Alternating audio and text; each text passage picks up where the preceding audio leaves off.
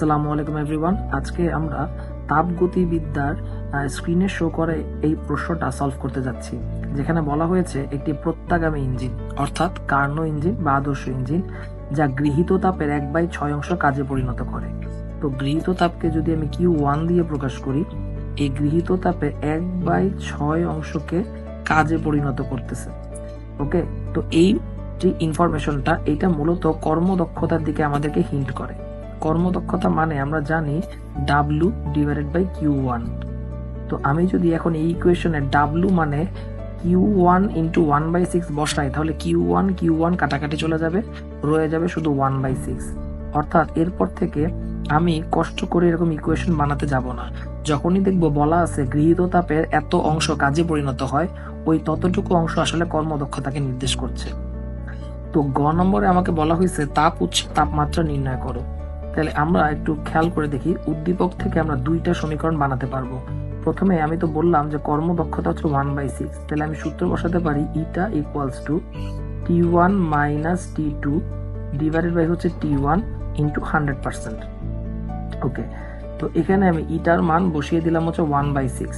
একটা সাজেশন থাকবে, কখনোই এই কর্মদক্ষতার ম্যাথগুলোতে আড়াআড়ি গুণ না করতে। আড়াআড়ি গুণ করলে ক্যালকুলেশনটা একটু কঠিন হয়ে যায়। তাই এর চেয়ে বেটার হবে আমি যদি ও ভাগ করে দিই, যেমন T1/T1 ইকুয়ালস টু হচ্ছে 1 - T2 ডিভাইডেড বাই হচ্ছে T1। তো এখান থেকে T2 আর T1 কে আমি একটু আলাদা করে ফেলি, যেখানে 1 - 1/6 হবে হচ্ছে 5/6। আমি পেয়ে গেলাম একটি সমীকরণ।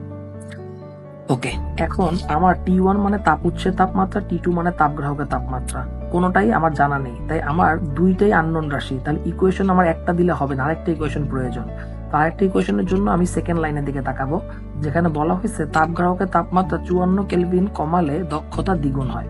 ওকে, তো আমি দক্ষতা তার মানে চেঞ্জ হয়েছে, তাই এটা প্রাইম লিখলাম। আর তাপ উৎসের তাপমাত্রা কিছু হয়নি, তাই এটাকে T1ই রাখলাম। কিন্তু তাপ গ্রাহকের তাপমাত্রা কিন্তু আর T2 নাই, 54 কেলভিন কমানো হয়েছে। তাই আমি 54 কেলভিন T2 থেকে মাইনাস করে দিলাম।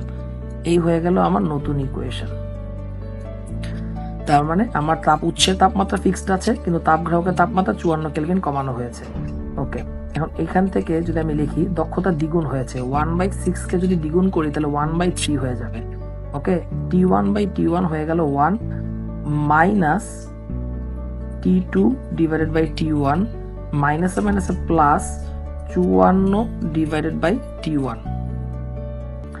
এখান থেকে যদি আমি 54 ডিভাইডেড বাই T1 কে আলাদা রাখি, তাহলে একটু খেয়াল করে দেখো, এই যে T2/T1 এইটারই কিন্তু আমি ইকুয়েশনে পেয়েছি 5/6। তাহলে T2/T1 এর জায়গায় আমি 5/6 বসিয়ে দিব। তাহলে 1 - 5/6, তাহলে আসবে হচ্ছে 1/6। 1/6 যদি এই পাশে নেই, তাহলে 1/3 - 1/6 হয়ে যাবে 1/6। সুতরাং T1 এর মান আসতেছে 6 × 54, অর্থাৎ 4 × 6 = 24, 4 হাত থাকে 2, 5 × 6 = 30, 2 32, 324 কেলভিন। এটা হচ্ছে আমার তাপ উৎসের তাপমাত্রা। গ নম্বরে এটাই চাওয়া হয়েছে। তো এখন এই ম্যাথটা কেন ইন্টারেস্টিং? কারণ হচ্ছে এই ম্যাথটা আসলে এই যে দুইটা ইকুয়েশন বানাতে হবে, তারপর 1 নং সমীকরণকে এখানে প্রতিস্থাপন করতে হবে, এই প্যাটার্নটা না জানা থাকলে ক্যালকুলেশনটা আরো জটিল হয়ে পড়ে। তাই এই টাইপের ম্যাথগুলার এই প্যাটার্নে করাটাই বেশি সুবিধাজনক।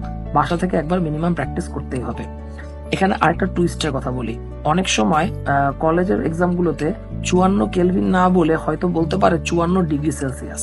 তো সেই ক্ষেত্রে অনেকে যেটা করে সেটা হচ্ছে যে 54 ডিগ্রি সেলসিয়াসকে কেলভিনে কনভার্ট করে।